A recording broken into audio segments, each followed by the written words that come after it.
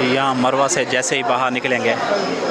تو یہ ایک راستہ ہے، یہ سامنے جو بلڈنگ نظر آ رہی ہے یہاں پر جو ہے نا ابو جہل کا گھر تھا، ابھی واش روم ہے، تو ان واش روم میں جاتے ہیں دیکھتے ہیں۔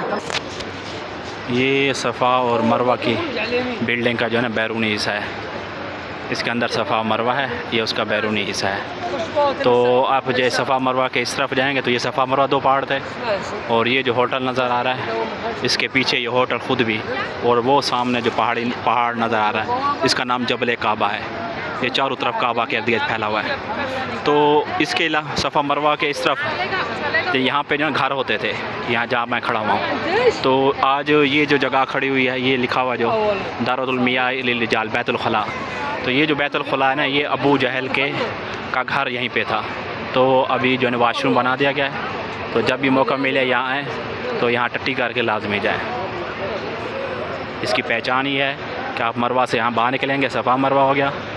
اور یہ جبل کعبہ ہو گیا، کلاک ٹاور ہو گیا، اور یہ واش روم ہو گیا۔ تو جا رہے ہیں ابو جہل کے گھر میں ٹٹی کرنے کے لیے۔ یہ دیکھیں اندر سارے یہ واش روم ہیں اور بیت الخلاء بھی ہیں، اور ساتھ اس کے ساتھ وضو خانے بنے ہوئے ہیں، اس طرح بھی اس طرح بھی۔ یہ سہرے جو ہے نا کفار مکہ کے جو ہے نا گھر تھے۔